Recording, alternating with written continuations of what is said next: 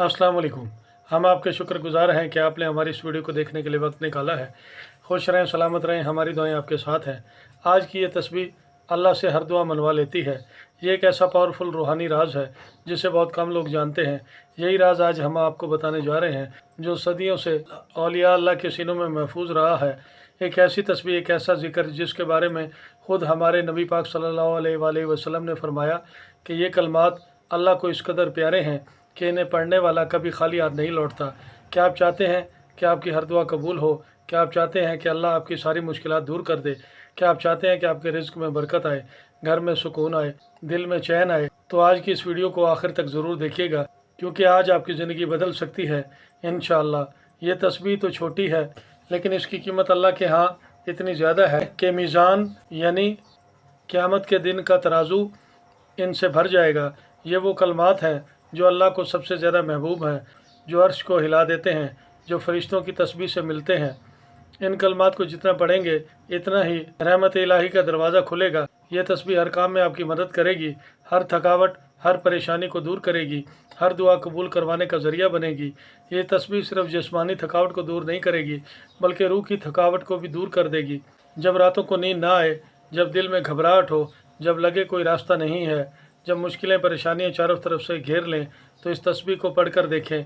अल्लाह का वादा है कि सुकून मिलेगा, मसाइल हल होंगे, मुसीबतों, मुश्किलों, परेशानियों से निजात मिलेगी। एक सवाल, दुआ से पहले तस्बीह क्यों ज़रूरी है? कुछ लोग सोचते हैं कि भाई मैं तो सीधा दुआ करता हूँ, मुझे तस्बीह की क्या ज़रूरत है? इसका जवाब बहुत खूबसूरत है। तसव्वुर करें कि एक बादशाह का दरबार है, आप इसके पास कुछ मांगने जाते हैं। क्या आप सीधा अपनी बात कह देंगे? नहीं, पहले आप इसकी तारीफ़ करेंगे, इसकी अज़मत बयान करेंगे, फिर आपकी बात सुने जाने का माहौल बनेगा। अल्लाह रब्बुल इज़्ज़त तो शहंशाह मुल्क है, तमाम कायनात का मालिक है। तो जब हम दुआ से पहले तस्बीह करते हैं, हम्द करते हैं, दुरूद शरीफ पढ़ते हैं, तो हम दुआ का दरवाज़ा खोलते हैं। वो दुआ जो तस्बीह और हम्द के बाद की जाए, वो कबूलियत के ज़्यादा करीब होती है। इसलिए नबी करीम सल्लल्लाहु अलैहि वसल्लम ने फरमाया कि जब दुआ करो, अल्लाह की हम्द और तस्बीह बयान करो, और फिर नबी करीम सल्लल्लाहु अलैहि वसल्लम पर दुरूद भेजो।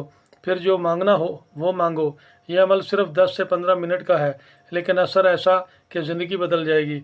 अल्लाह से मांगना आपका हक है, और तस्बीह वो ज़रिया है जिससे ये मांगना ज़्यादा मौसर हो जाता है। गुनाहगार से गुनाहगार बंदा भी अल्लाह का दरवाज़ा खटखटा सकता है, बल्कि अल्लाह तो चाहता है कि इसके बंदे इसकी तरफ लौटें। भाई और बहनों, इस वीडियो में बताई गई बातें कोई अफसाना नहीं, ये अल्लाह पर यकीन की ताकत है। जब बंदा सच्चे दिल से अल्लाह की तस्बीह करता है तो अल्लाह इसके लिए वो दरवाज़े खोलता है जो किसी और ताकत से नहीं खुलते। अगर आपने अभी तक हमारे चैनल को सब्सक्राइब नहीं किया तो सब्सक्राइब कर लें, और अगर आपको हमारी ये वीडियो अच्छी लगे तो इसे लाइक और शेयर भी लाजमी कीजिएगा। आपके एक क्लिक से किसी का भी भला हो सकता है। अमल शुरू करने से पहले 3 ऐसे आदमियों को खाना खिला दें जो मुस्तहिक हों। अगर आपके लिए ये मुश्किल है तो अपने घर में खाना पका कर किसी गरीब घराने में भिजवा दें।